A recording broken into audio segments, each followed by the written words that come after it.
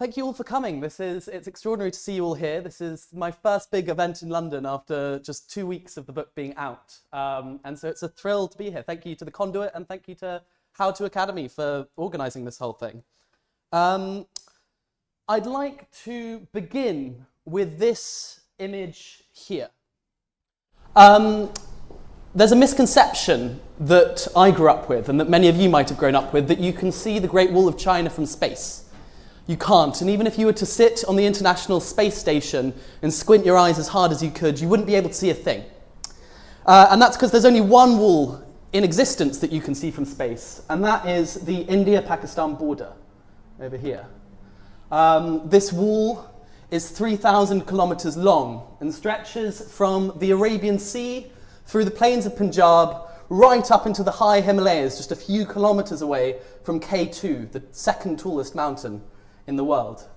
It's one of the most militarized walls in existence as well, with nuclear missiles kind of pointing either direction at one another. And it's just one of many very, very, very heavily armed, militarized borders in the region. If you were to look at the border between India and Bangladesh, for example, it's the longest wall in the world. And if you were to look at the wall between India and Myanmar, it's one of the largest border projects currently in motion. They're currently fencing it for the first time. And when completed, it will be another of the most militarized walls in the world. And what's extraordinary is that just 100 years ago today, none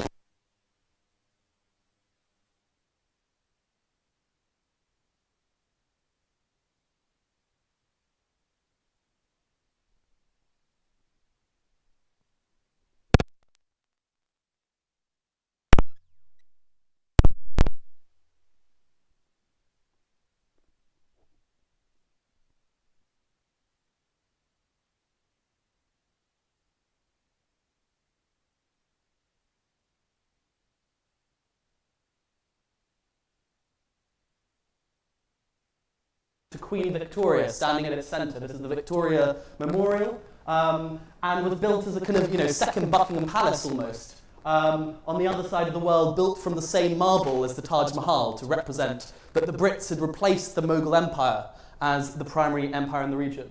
And you would have noticed that the capital had recently been moved away from Kolkata, though, to a new city called Delhi, over here, where Edwin Lutyens, one of the great designers of country houses in England, had just been assigned the job of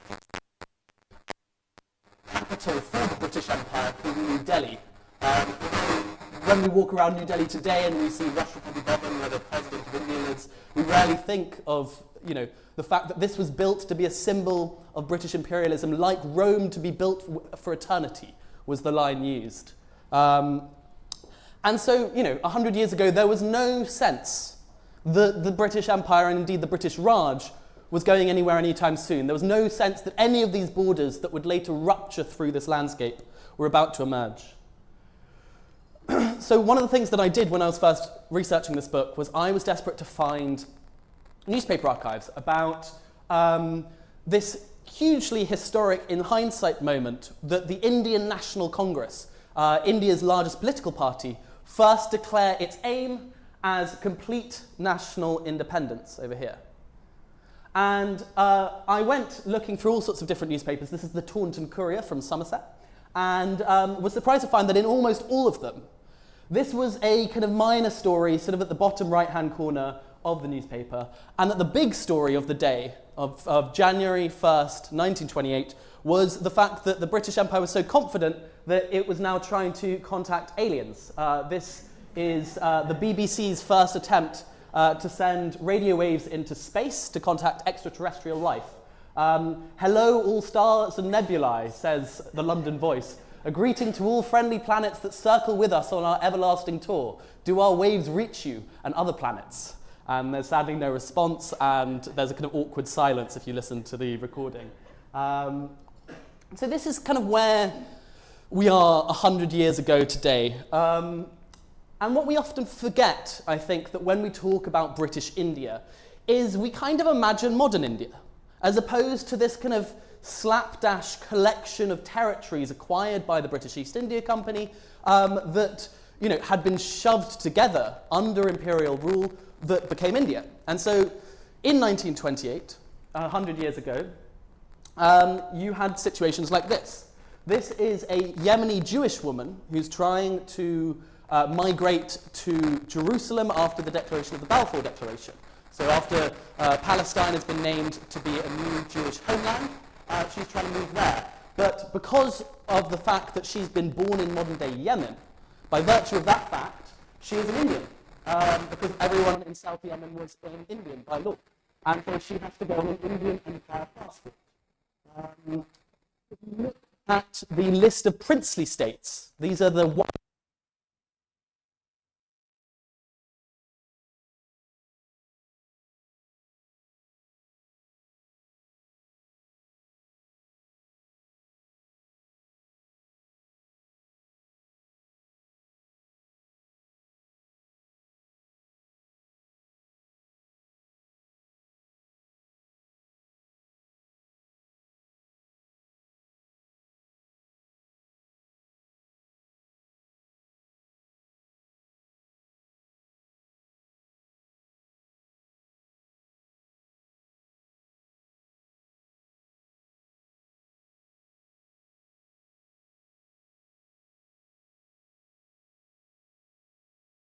Red Sea, all the way to modern-day Burma.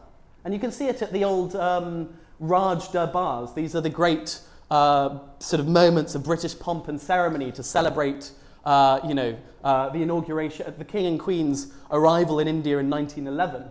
And, up here you've got the Burmese Maharajas, known as the Salfas, from Shan State.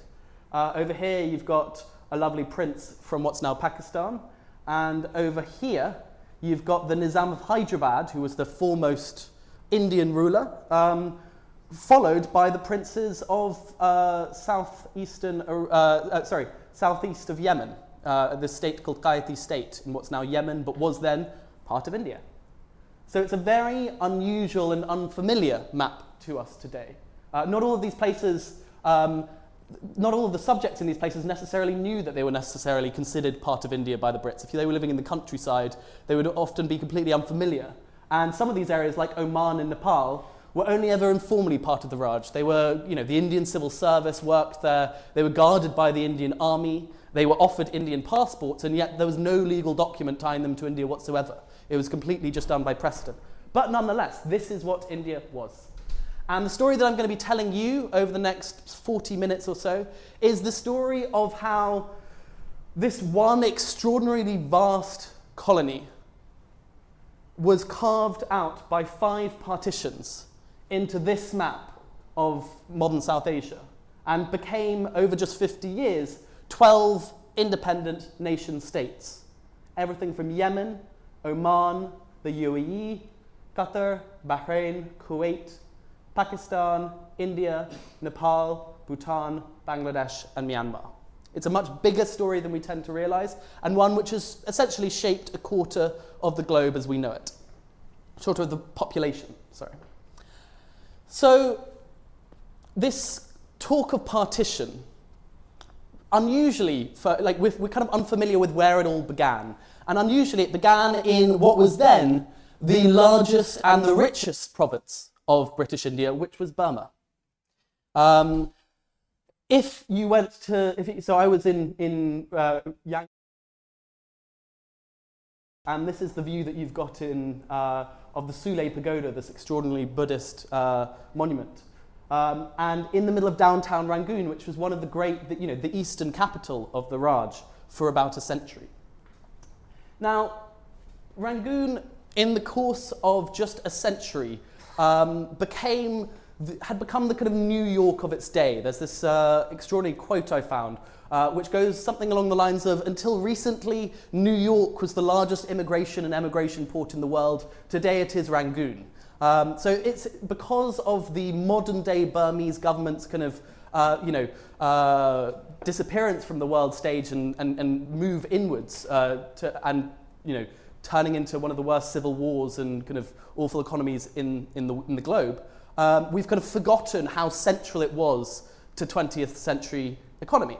And in the 20s, it attracted Armenians, Tamils, Bengalis, Chinese and Japanese traders, and essentially the Burmese dream briefly overtook the American dream. You wanted to move to Rangoon, not to New York. And that applied to kind of, Scots and Welshmen just as much as it applied to Tamils and Bengalis. And so when I was there, you can see the diversity of the city in its stone. And over the course of just 4-minute walk, I was able to go from the largest synagogue in Southeast Asia, through the Tamil Hindu Bazaar, to the Tamil Mosque, and then finally end up at the amazing Armenian church. And this is all just packed into this extraordinary multicultural, but no longer multicultural, it's very Burmese.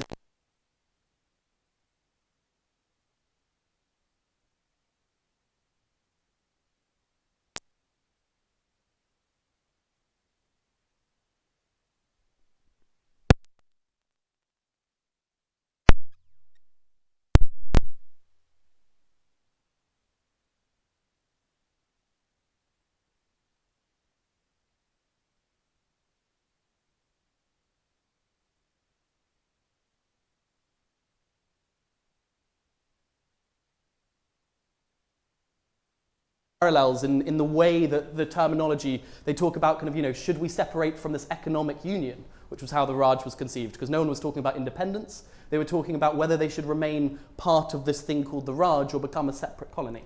And so this is what the Scotsman writes about it.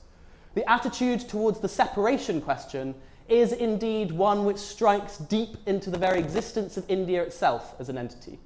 If one province breaks loose, no reason can be shown why similar claims by others should not be granted. And it goes on to basically say that, Burma is as Indian as anywhere else in the Raj. And this is something that's, again, deeply unfamiliar to us. We're so used to the fixed national boundaries that have emerged in the course of the 20th century that this world of the 1920s is completely unfamiliar to us. And it was at the time a deeply divisive issue.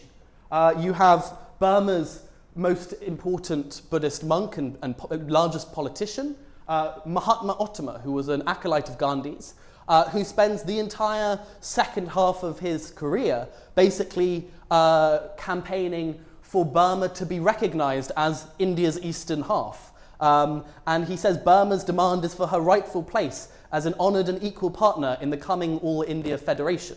He thinks that India might gain independence in the future, and he wants Burma to be part of that. And it's actually Hindu nationalists, and including Gandhi at the time, who want an independent India to resemble the sacred geography of Bharat. This is this geography that originates in the ancient Hindu epics from kind of 2500 BC, like the Mahabharata.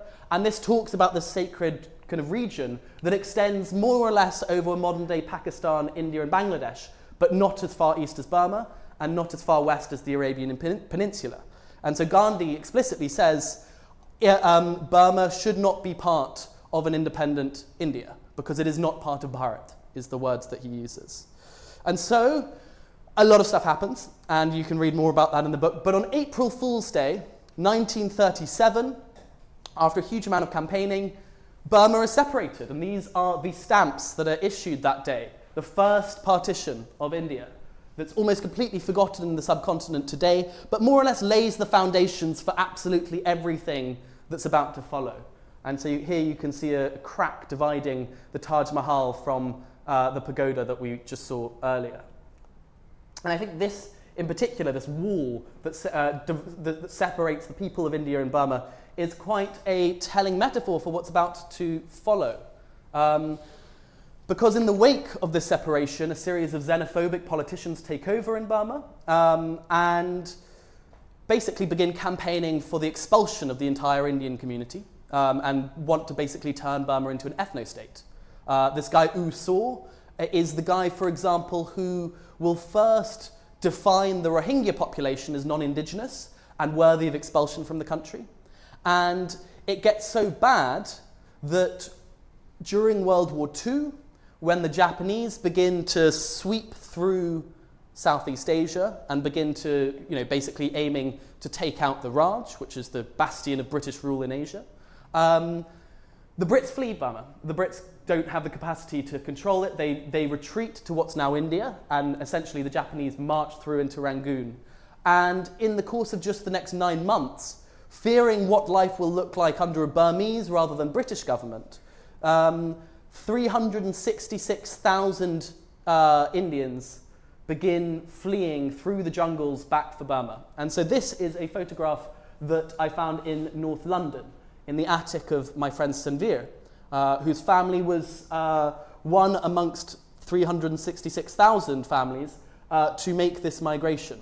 And the story of their journey was essentially all in this amazing little diary that his grandfather, his great-grandfather, Uttam Singh, this tall man in the turban over here, he was the foreman of the mining community from Bordwin. And it was this extraordinary community of basically Sikh miners who had migrated out to Burma during the Raj and been there for about a century. But in 1941, they all flee. And the diary reads a bit like a kind of apocalypse now, but set in Burma with a bunch of Sikhs rather than Americans, heading up the river on a raft, avoiding kind of, bomber planes flying over them, and heading up through this jungle along this river with cackling jackals and leopards in the jungle. It's this extraordinary document that's now going to be placed in the British Library as a result of all this, which is rather lovely. But so this is a partition that, although rarely remembered, there's no memorial to it in India, Pakistan, Bangladesh, or Burma, or Britain, in fact. There's no memorial for the Long March. It was at the time one of the largest known migrations to have ever occurred in human history. Now, this is the bit of the book that I think the most people have commented on since the book's come out, and the bit that's kind of ended up in the news quite a bit. The partition of Arabia from the Indian Empire. The story of the fact that modern-day Yemen, Oman, Dubai, and Doha could have ended up as part of the Indian state as we know it today. It's essentially thanks to when Ibn Saud founds Saudi Arabia, it's only thanks to the viceroy's protectorate over these regions that they do not get absorbed into modern Saudi Arabia. It's thanks to the Indian army's protection, essentially. Again, a story that's largely forgotten. And in the course of, this area was other than Yemen, which was part of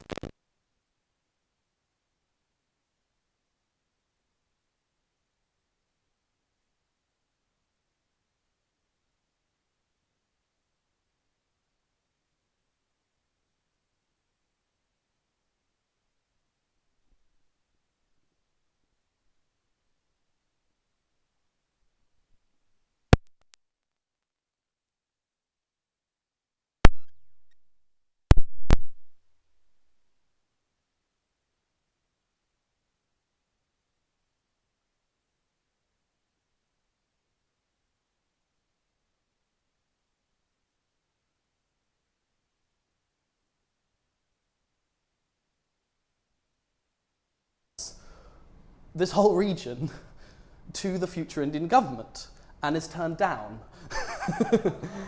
Because at the time, this is what Dubai looked like, and oil had yet to be discovered. And there is a British diplomat who writes of his surprise at the apparent unanimity of officials in Delhi that the Persian Gulf was of little interest to the government of India. And in hindsight, the whole negotiations that take place from about the 1920s through to the 40s read like the kind of India's greatest lost opportunity, willingly given up the combined oil wealth of the entire Gulf. And what's even more ridiculous is when you realize that the sheikhs of Dubai and Abu Dhabi were the lowest ranked princes in the entire imperial order of the Indian Empire. So whereas the Nizam of Hyderabad was given 21 gun salutes and the Maharaja of Jaipur was given 17 gun salutes, 0 were reserved for the sheikhs of Dubai and Abu Dhabi. But as the Gulf resident William Hay puts it, when the British decided to transfer power in India, it would clearly have been inappropriate to hand over responsibility for dealing with the Gulf Arabs to Indians or Pakistanis. And thus, In 1937, these states are separated from India. And then in 1947, just 5 months before Indian independence, these states are separated from India. And when the rest of these princely states are integrated into India about 6 to 12 months later, these states are mysteriously missing from the ledger because they remain British protectorates until the late 1960s and early 1970s.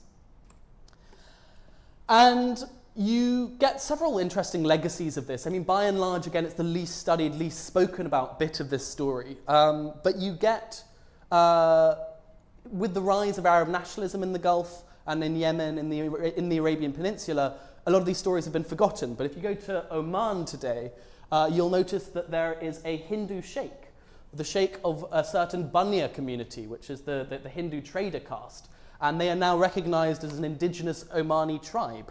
So there's a Banya tribe for whom there needs to be a sheikh. And so his family are the hereditary sheikhs of the Banya tribe. And this guy's son, this is Dhirubhai Ambani, his son is the richest man in Asia, Mukesh Ambani. They were the ones with that massive wedding that you might have seen last year. And their entire organization and wealth is derived from a country called Reliance. Reliance is fascinating because in the 1960s, when a bunch of kind of Arab nationalists and Marxists take over Aden and what's now Yemen and begin nationalizing all the companies, you get all of these amazing, largely Gujarati businessmen who have lived there for centuries, who are well versed with free market capitalism rather than the socialism that's been in vogue in India for the last few years, who are all exiled, who are all suddenly sent back to India and all deported.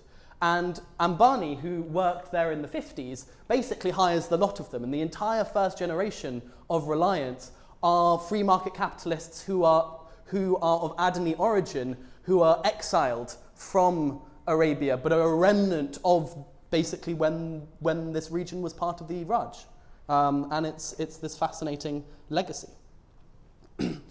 And so these two events, the partition of Burma and the partition of Arabia, could have been the most seismic and defining moments of 20th century South Asia. And yet they've been almost completely overshadowed by what happened next.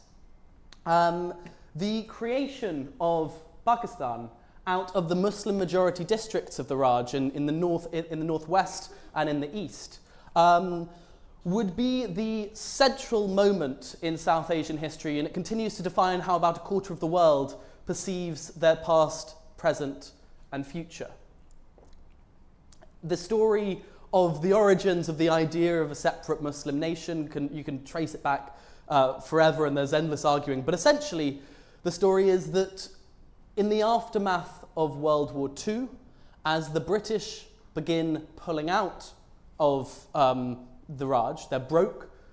London no longer has electricity for 24 hours a day. The British Empire is completely broken, and keeping Britain in the Raj when no one wants them there, and this nationalist movement has been campaigning against them for decades, is now just too expensive. There's kind of mass protests in the street, the Navy's mutinying, and so in 1945, Britain announces it's pulling out.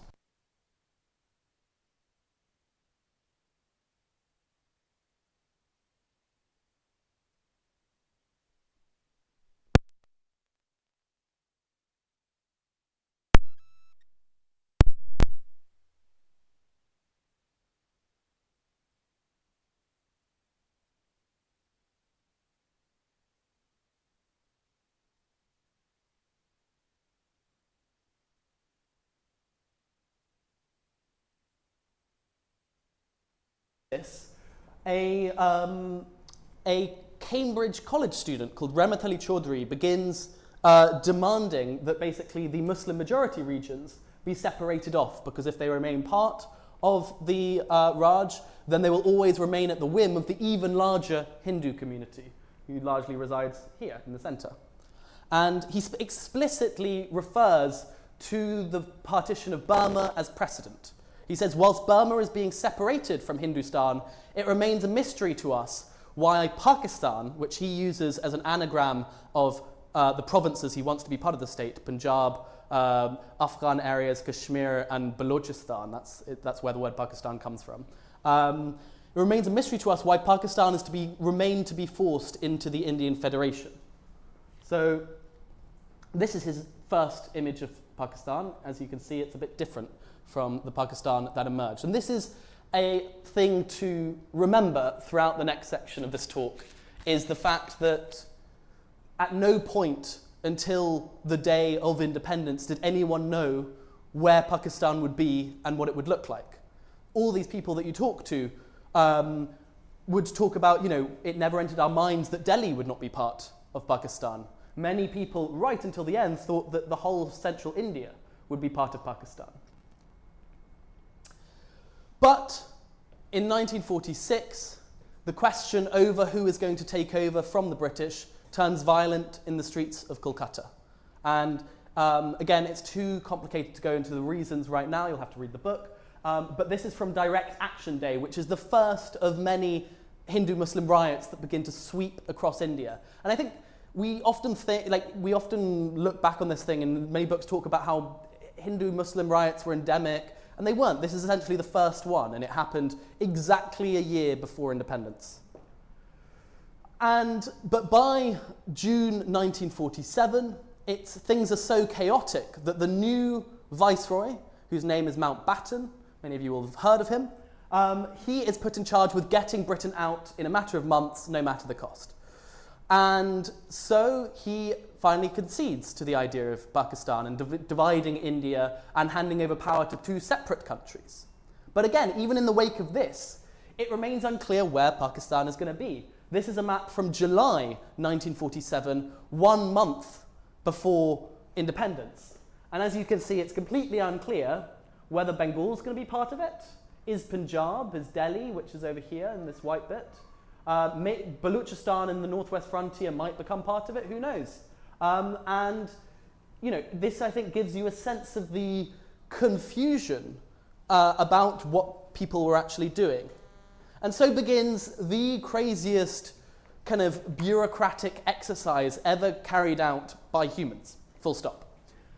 In the course of just 77 days, bureaucrats across the Indian civil service are basically asked to divide everything from rivers to stationary sets. In the case that inspired this photograph is actually staged, but to represent what was going on at the time. In one particular moment, they weren't sure who would get the Encyclopedia Britannica, so they gave volumes A to K to India and L to Z to Pakistan. In one particularly awful moment, when both countries were fighting over who would get the Mohenjo-Daro necklace, which was this amazing kind of piece from the Indus Valley civilization, 4,500 years old, with kind of jade and agate and lapis lazuli threaded on a beautiful golden string. And this is from a civilization that was trading with the pharaohs and with ancient Mesopotamia. And unsure of who should get it, they decide to snip the gold string and give an equal number of beads to India and an equal number of beads to Pakistan. And needless to say, not that many people go on either side to see the necklace anymore in either country.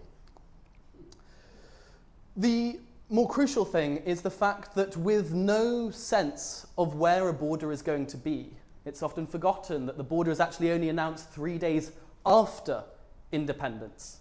So even on Independence Day, people in cities like Lahore didn't know whether they should be celebrating Indian independence or Pakistani independence. And what ensues, as the violence that began on Direct Action Day continues to sweep across the subcontinent, you get the largest forced migration in human history. The only one, at the time, the benchmark had been 366,000 people migrating in the Burma partition. In the course of 1947, you get 12 million people, 12 to 15 million people displaced from their homes and forced to migrate across a border. The city that I grew up in, Delhi, virtually everyone you'll meet, about 80% of the city, has family origins from Pakistan. And if you want to see what's happened to the original inhabitants of Delhi, you have to go to Karachi, where you'll find all the people who still worship at the Sufi shrines that are left abandoned in modern day Delhi. If you go to towns like Vrindavan in India, you'll find a whole area of this sacred Hindu town which is devoted to murtis, the idols that were whisked away from Pakistan and are now worshipped in what's now Vrindavan in India. And as 15 million people migrate across this border, between 1 and 3 million people perish. Between 1 and 3 million people don't make it across the other side. This is one of the great tragedies of the 20th century, and it's ridiculously unknown to this day in places like Britain and the US. It's not studied on the same level as, say, World War II or the Holocaust or the Rwandan genocide. Somehow still partition doesn't have the same recognition, even though it's undoubtedly one of the most important events of the 20th century. And it's one that lives with us today. If you want to understand the origins of Britain's South Asian community, the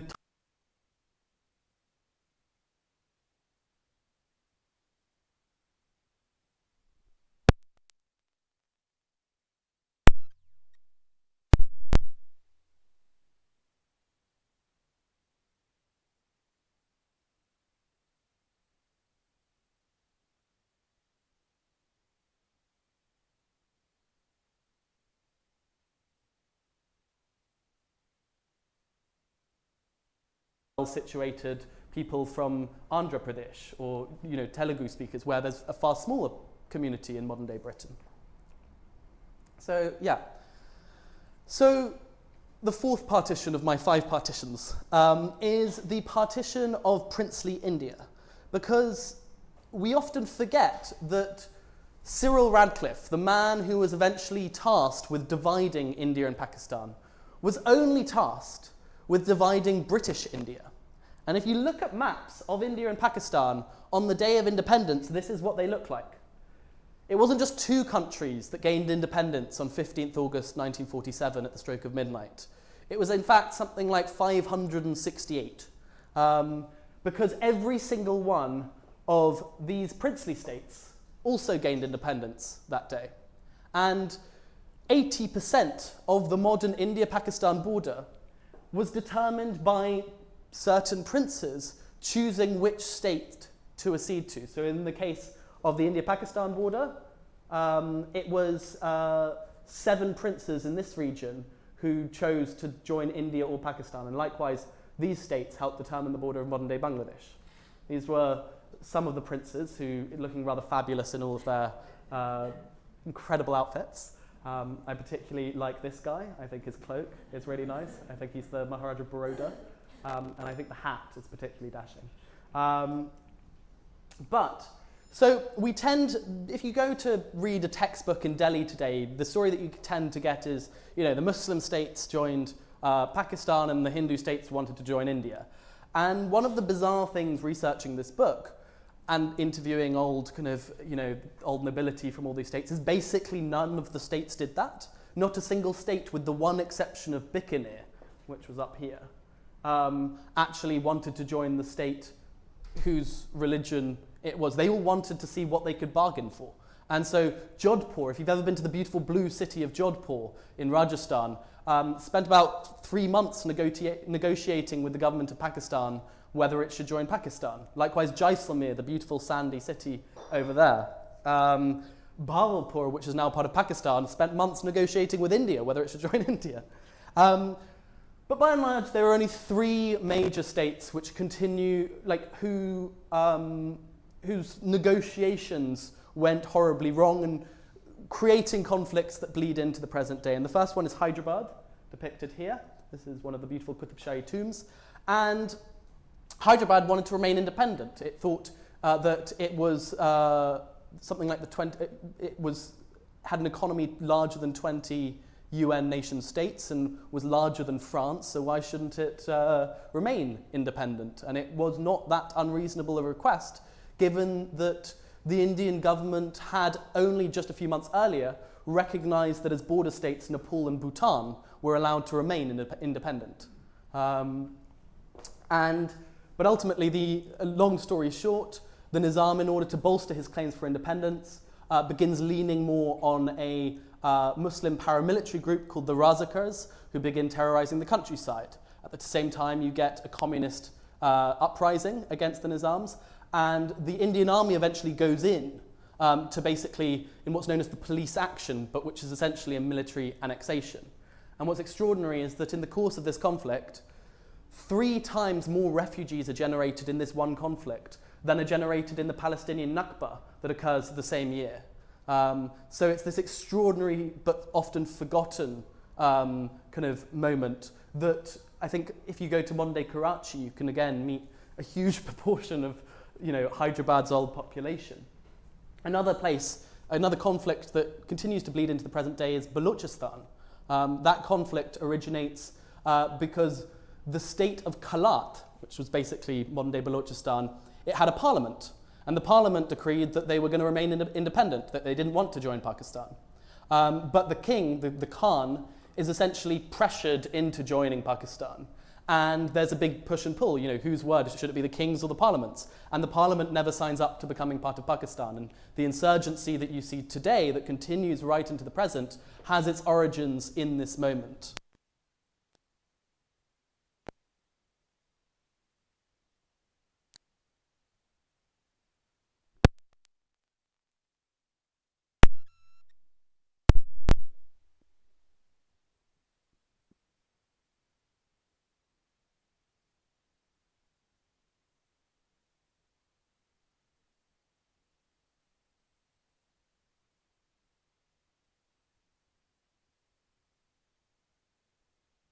In the city of Jammu, and worried that basically there's going to be a kind of a genocide of Kashmir's Muslim population, the Pakistani army, without the knowledge of Pakistan's founder Muhammad Ali Jinnah, begins funding basically tribal militias dressed as civilians to enter Kashmir state and declares a jihad that this state should be claimed for Pakistan. And so as this kind of jihadi militia enters the state, the Maharaja cedes to India in self-defense in order to bring the Indian army into the state. And so begins a conflict that has created one of the most tortured and most militarized regions in the world. Kashmir was, I think it was called the most dangerous place in the world by Bill Clinton in 2000. It's one of the most beautiful places you've ever been. It's got some of the kindest people that you've ever met. And it's a place that with over the next 75 years has undergone numerous traumas. You've seen huge numbers of cross-border sponsorship, of kind of uprisings, military clampdowns, suppression of peaceful protesters, torture, you name it. And it's the conflict that will go on to basically kickstart the nuclearization of South Asia, with both India and Pakistan continuing to claim the state in its entirety. One of the odder things of learning when I was doing this book is that in order to publish the book in India, it's illegal to show the line of control as the border, because in India you have to legally show the entire thing, including the Pakistan administered bits, as part of India. And in Pakistan it's illegal to show this bit as part of India, despite the fact that it's been administered by India for 75 years. And so you have to kind of almost, in order to publish it somewhere, you have to show a map with about kind of 17 different dotted lines and different, bits explaining what's going on in tiny boxes at the top. So we're on to the fifth and the final partition, because the map of modern South Asia was not made in 1947 when the Brits left. And there is a crucial difference to the map that we see in 1950, say, and the map that we have today. And the crucial difference is that Pakistan today is half the size that it was at its birth. Because at the time, modern Bangladesh was known as East Pakistan. Pakistan was created out of all of the Muslim majority parts of the subcontinent, and that included the parts in the far east and the far west.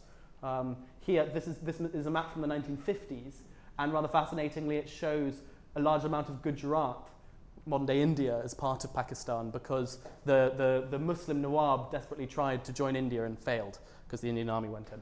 But anyway, so Pakistan in the 1950s is a very different place to, I think, the Pakistan that we're familiar with today. For one, it was one of the most successful economies. of the world. It was one of the Asian tigers, along with Japan and Korea, etc. Very different, one of the most quickly industrializing places in the world. And it genuinely looked for basically almost the entirety of the first decade like this experiment where it would consist of two separate wings separated by the body of their greatest foe, India. It looked like that might work. 4 of the first 8 prime ministers, this is Haji Naziruddin, the first Bengali prime minister of Pakistan, the first prime minister from what's now Bangladesh. And there were 4 of the first 8 prime ministers were from Bangladesh, basically, from East Pakistan. And if you look at the coins from the time, you can see the Bengali script alongside the Urdu script from West Pakistan. And there was a sense that these things were all coming together. But in the 1960s, Pakistan's military takes over. And crucially, Pakistan's military, the recruitment was still based off old recruitment patterns that were enacted in the days of the Raj. And the way that the Brits used to always go about recruiting people was they would recruit from certain martial races, who they basically communities they considered more martial than others. And so within Britain, the Highlanders were always the ones who were the first recruited and sent off to the front lines. And within India, it was always Punjabis. One of the reasons why Punjab was the most bloody in 1947, as opposed to Sindh and Bengal, etc., which saw far less violence, was because Punjab was kind of 1/20 of the families in a certain region around Rawalpindi were old military soldiers who'd just fought in World War II. And when their region is being partitioned, they've all got guns and they've all just been shooting people on the Western Front.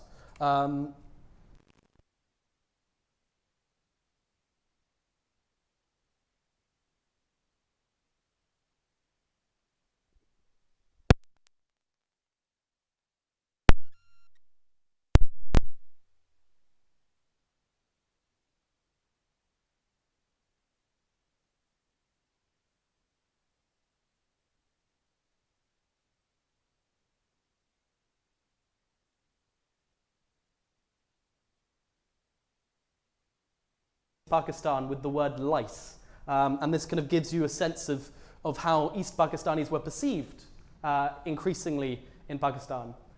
And when democracy finally returns to Pakistan in 1970, this man, a Bengali politician called Mujibur Rahman, begins campaigning to be prime minister, and he wins. He gets the majority of the vote. And so you should have another Bengali prime minister of Pakistan. But the army won't accept this. And again, it's too complicated to go into why. You've got to read the book for that, and I'm running out of time. But essentially, the army refuses to let him take over. They're worried that he has separatist tendencies. He's already said that, if I'm not allowed to take over, then we'll just separate East Pakistan by force. And he's already said that he wants East Pakistan renamed as Bangladesh. In March 1971, the Pakistani military sends in the tanks and basically rounds up and kills anyone who is a Bengali nationalist that they can find, anyone who's part of this political organization that Mujib is part of. And they kind of kill students in Dhaka University, and they round up politicians. And what follows is 9 months of war, which increasingly becomes a war for Bangladeshi independence. This is some of the posters from it. And it's a war that is extraordinary in its vastness. I think 10 million people are rendered refugees in India in the course of 1971. 1/20 the total population of Pakistan are rendered refugees in the course of this conflict. And it's one that continues to massively haunt the politics of Bangladesh today. If you want to understand anything about modern Bangladeshi politics, it tends to be a swings between two different families who fought in the liberation war and fight over who had the more prominent role. Was it Mujib or was it Zia, who was the army head at the time? But the long story short is that in the wake, India eventually goes in on the side of the Bengali rebels, with it seeing an opportunity to break up Pakistan, their greatest foe, And they've actually been funding all sorts of Bengali rebels for a decade now. And you get this extraordinary kind of forgotten second Cuban Missile Crisis, where the US sends in the USS Enterprise, a nuclear armada, to go and pressure India into stopping. At which point the USSR sends in its nuclear submarines. And so as all this nuclear armadas of both the US and the USSR are descending into the Bay of Bengal, the Indian army, just 4 days in time, reaches Dhaka and gets the Pakistani army to surrender. And this is the surrender photograph. Here's General Arora, I think, from India, and Niazi from Pakistan signing the surrender document. And so, after 9 brutal months and an aggressive military offensive, Pakistan surrenders and South Asia's youngest nation state is born, Bangladesh.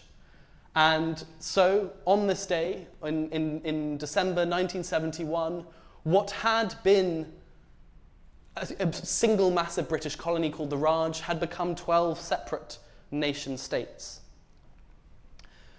So today, if you look at the news from any of these regions, these are the sort of things that have been appearing as of late. India and Pakistan, the nuclear standoff that we really should all be worried about. There's a particularly insensitive one that appeared in the Wall Street Journal recently. If Indians and Pakistanis can relocate, why can't Gazans? As if this was a resounding policy success that should be repeated. And then you look at the other, so if you look at the other great partition conflicts that you see in the news today, it's also Israel and Palestine, but it's also Ireland, which it's often forgotten that India and Pakistan were essentially created. The idea for religiously partitioning a country was first tried and tested out in Ireland. And throughout the whole process in 1947 of creating Pakistan, they're constantly referring to the partition of Ireland as precedent. And they're always talking about the creation of mini Ulsters, for example, referring to basically the creation of Northern Ireland. And I think we overlook far too often that Ireland has now essentially become the only religious partition conflict of the 20th century to mostly be resolved. It's a work in progress. The Good Friday Agreement has all sorts of problems. No one's saying that it's perfect. But when we look at the traumas that are continuing to be, done over and over again in the subcontinent and in Israel and Palestine, we forget that there is a model here. And it's fascinating how much in the 90s, Indian, Pakistani, and Israeli and Palestinian politicians all looked to it as a model for resolving things. You've got the Vajra.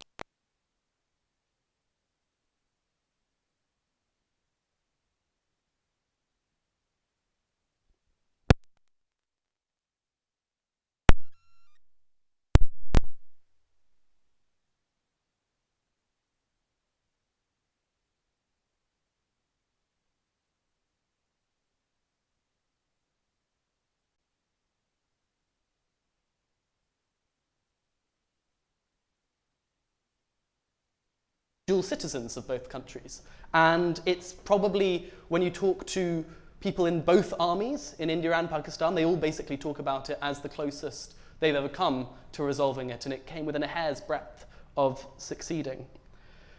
So I first came to this whole topic because I was at university here in England, and there was this strange sense with my Indian friend Sparsh and my Pakistani friends Sadia and Amina, who's not depicted here, where they realized that despite coming from opposite sides of the borders and probably never going to be able to go across the borders and meet Indians and Pakistanis within the subcontinent, we could all sit in one room here in Britain.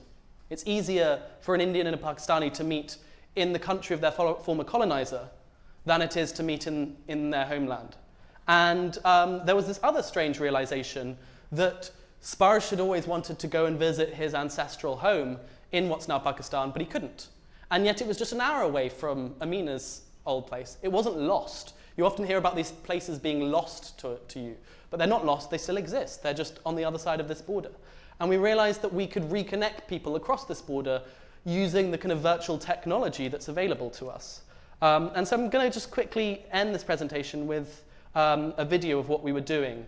And I think that in this moment when nationalism is hardening yet again, where walls are going up faster than ever again. And we often treat these identities, the nation state, as the basic unit of measurement and forget how completely contested they once were, and the fact that in all of the cases in South Asia, these identities were essentially invented within the living memory. Many, many people to this day just about remember a time before any of these borders existed. So I'm going to leave you on this note.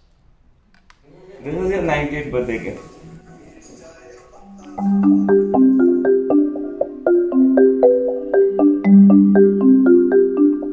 I was taken back to my village, and although there were a lot of changes, but I felt at home.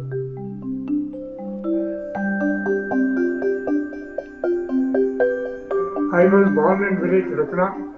It was then India, now it is Pakistan. We came to India in 1947 when the partition occurred.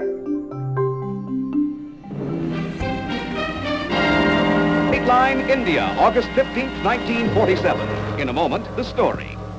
Millions of Indians began a journey that over the months was to become the greatest mass migration in history.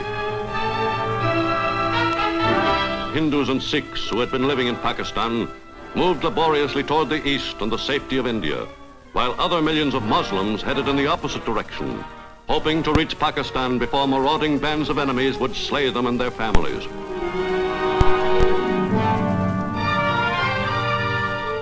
Most of them had never traveled more than a few miles from their birthplace, and almost none knew their destination or what horrors the coming days might bring. I came to India with my cousin's family only.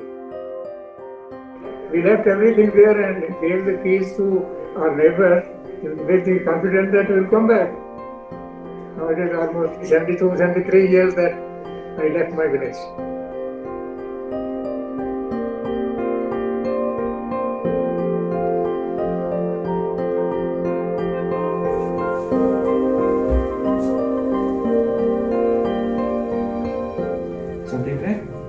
सही से आप ठीक है 90th birthday uncle लिखा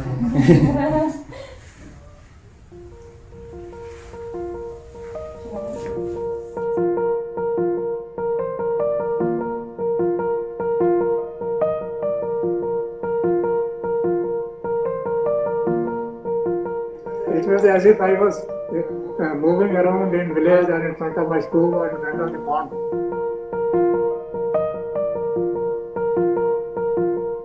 I was not sitting in India or anywhere else. My school where I studied for 7 years was shown. My home where I was born was shown.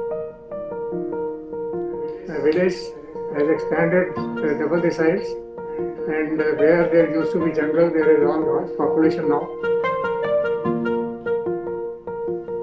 I can't explain to you how happy I was. I controlled myself a lot, otherwise I was totally very emotional, very emotional.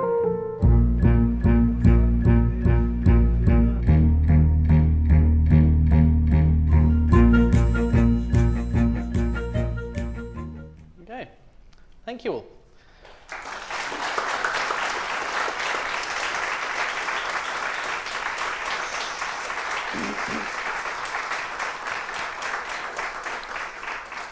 So I think we have time for some questions. So I think there should be a mic. There's a mic back here. So yeah, question at the front over here. We can get the mic over the boy in the front. So anyway, my question was, you know in your map of Kashmir, which is like India, Pakistan owned a bit, like how did China get there a bit? Because I saw that China owned a bit as well. Sure. So this, I think, is the map you're talking about. Yep. So the all sorts of different bits. This area was in the Tibetan plateau, and although basically claimed by the Maharajas of Kashmir, thanks to a treaty made with the governments in what's now in what was Tibet, this area never had any residents living in it. It was mostly glaciers and mountains.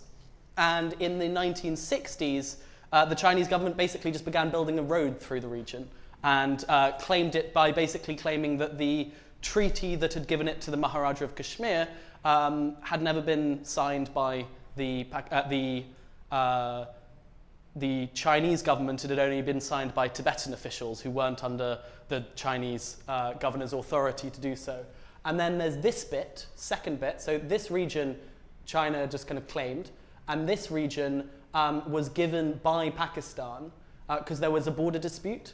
So Pakistan basically exchanged it over to the Chinese government in exchange for China's help in the Kashmir dispute. So China would subsequently back Pakistan's claims and say that all of this should belong to Pakistan rather than India. And then in 1962, India and China actually went to war over some of these things. So there's a whole war that happened in the Tibetan plateau. I think remains one of the highest altitude battles ever fought. But yeah, great question. Any more questions? Bottom left over here.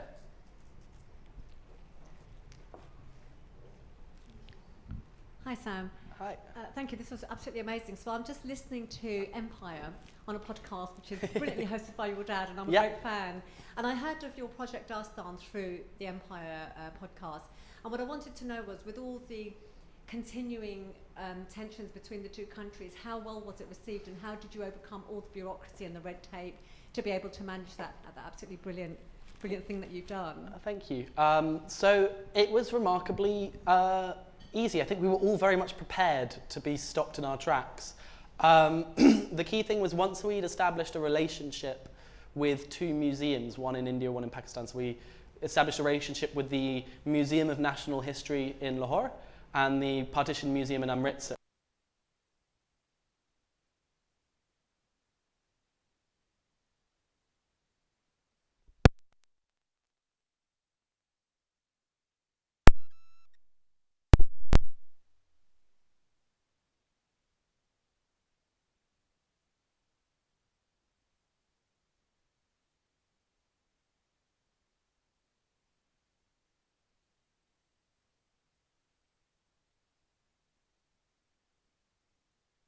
Incidents with a local police officer, who one in India, one in Pakistan, where kind of they were just like, wait, you're filming something for India, you're filming something for Pakistan, and then kind of, you know, weird, what's going on here? But the key thing was having the local museums involved, because that just suddenly streamlined everything. And yeah, it was received brilliantly. I mean, you know, so far both of them were packed out when Dastaan was doing its kind of world tour. It's currently touring in San Francisco, bizarrely, but it was in India and then Pakistan, and both were very big success. Next question. In the map you were showing. Yes. Sorry. In the map you were showing, I assume that's all of the Kashmir region. Mm-hmm. Where does Leh and Ladakh fit into this? And which bits of that region are still troubled or disputed versus which bits are stable? Or so Ladakh was until just 2019 was part of Jammu and Kashmir. India then has separated it off. Pakistan does not recognize it as separate because it's technically the entire region. Everything that's formerly was part of the kingdom of Jammu and Kashmir, plus the two former principalities of Hunza and Naga, are part of the dispute. So any Pakistanis in the room are often surprised to learn that Gilgit-Baltistan is part of the disputed region of Kashmir, and Indians are often surprised to learn that Ladakh is part of the disputed region of Jammu and Kashmir, because, you know, those places are not inhabited by Kashmiris, and there's very little local demand for you know, the border to change. Ultimately, the conflict is over the Kashmir Valley and the Kashmiri populated bit in the center of the state, but all sorts of peripheral bits like Ladakh, like Gilgit-Baltistan, like Hunza, like Jammu, have been pulled into this dispute by virtue of once having been part of this kingdom. Yeah, thank you. Any more? There's a hands in the back. Let's give some opportunity to them. Thank you for that. It was amazing.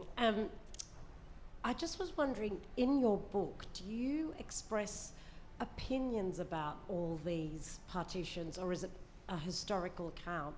And also, do you go into detail on Winston Churchill's part in the partition? Sort of yes and yes. Is I very much give all my thoughts. Churchill had less of a role in the partition. He plays a major role in the Bengal famine, which is a famine that breaks out over Bengal sort of 4 years earlier. And he plays a big role in rice not being shipped to Bengal. It's not his fault, but he plays a major role in aid not being delivered, essentially. He plays less of a role in the partition. And I think one of the reasons, supposedly, that it was so rushed is because Indian nationalists were so terrified that Churchill might be re-elected. It was under a Labour government, it was under Clement Attlee, that it happened, that Indian independence was granted. And they were worried that if they waited too long, prevaricated and kind of ummed and ahed for 3 years about where the border should go, then Churchill might be re-elected and stop the whole process in its tracks and make Britain kind of, say, actually, we're not giving up India. So that's, but he has not that much of a role in the actual partition itself. He's out of government then. Yes. Man in the front.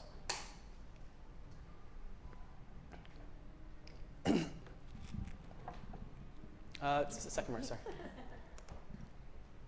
Thank you. Hello? Can you hear me? Yep. Yeah, 2 questions. Where was Sri Lanka in all this? How come Sri Lanka wasn't part of the Raj at that time? And secondly, I think you've just answered that question, that the Indian nationalists were in a rush to get the independence in case Churchill got elected and he would have stopped. But do you think in hindsight, and this is just your opinion, that it ended up very badly because Lord Mountbatten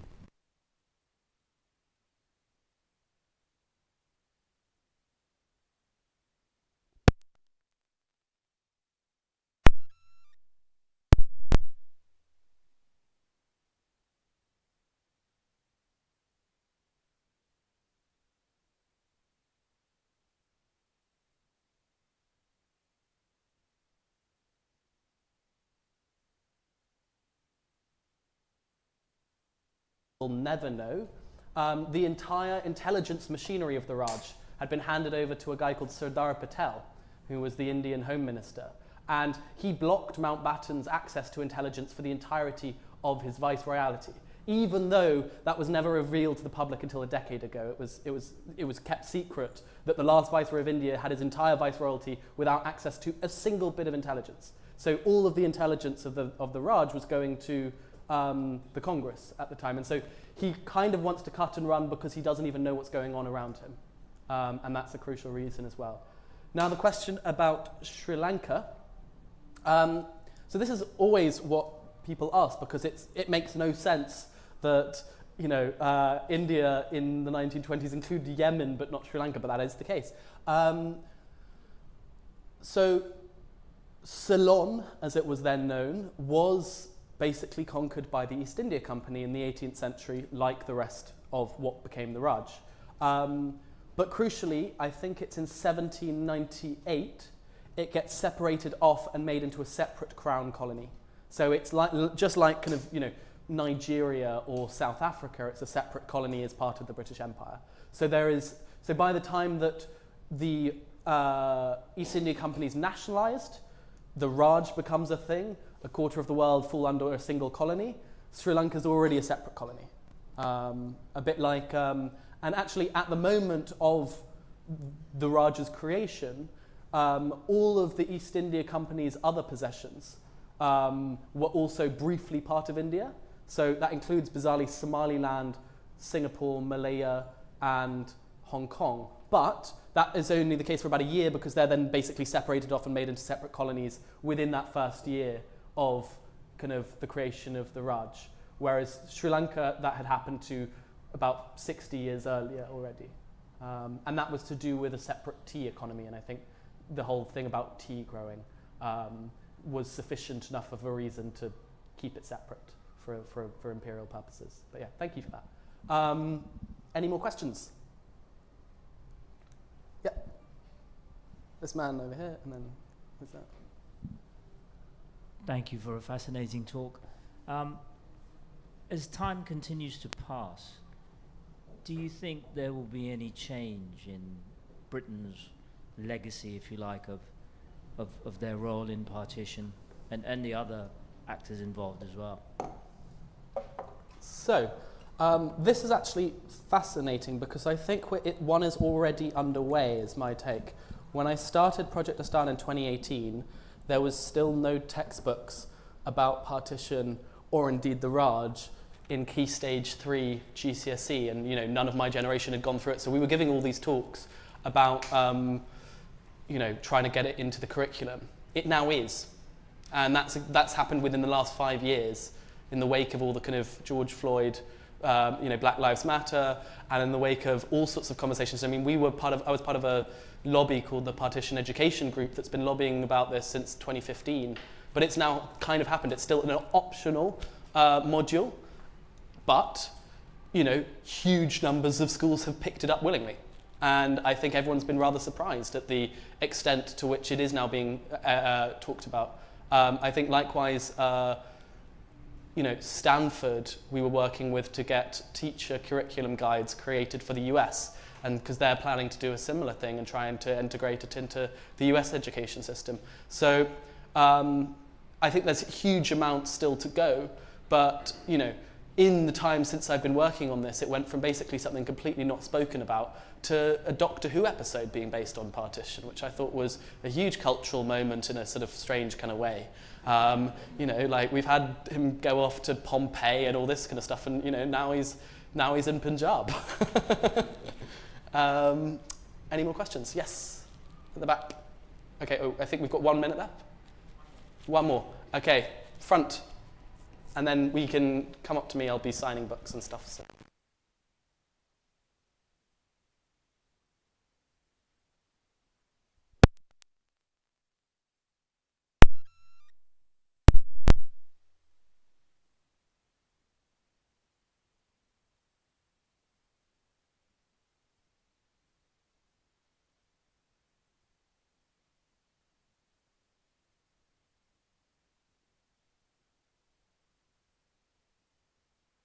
And so I think, for example, the third from last Viceroy, Lithgow, was very much partisan to the Muslim League, future founders of Pakistan, and basically propped Jinnah up out of kind of the political wilderness into basically creating the Pakistan movement. And that is, it's World War II, the Japanese are on the doorstep, and the Congress is refusing to help the British war effort, so he needs a political party, and he picks the Muslim League, and in exchange for support, Lithgow props up the Muslim League and props up the Pakistan demand.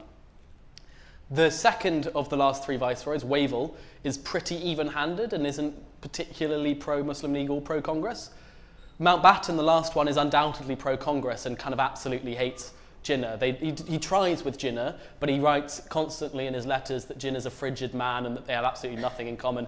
And it kind of comes down to personality.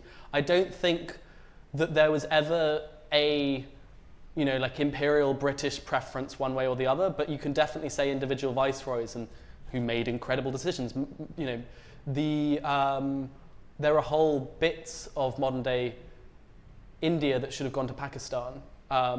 That basically, thanks to Mountbatten's closeness with Nehru, probably went to India. There are, all sorts of, hugely unanswered questions. There's a huge amount of documents that remain unopened to the public on precisely this. The Mountbatten archives are still closed off. Partially, there's all sorts of rumours about Edwina Mountbatten's potential affair with Nehru, which is a big part of the book, and that is probably why they're closed off. I think that Jinnah, the reason that he didn't allow for a joint governor-generalship over both countries for 5 years so that a joint army could help resolve the crisis that emerged during partition, and that there could be a joint command, even though there were two separate countries, a kind of Commonwealth sort of response.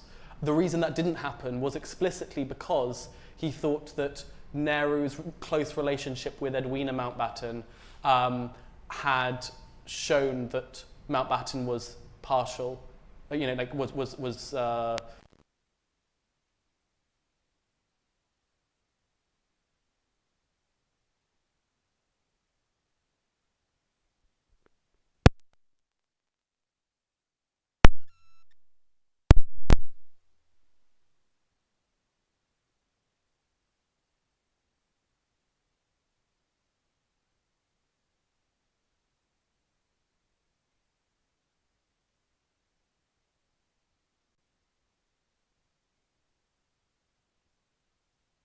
siding with one way or the other. But yeah, thank you all for being such a great audience. I will be signing books. You can buy them in the back, I think.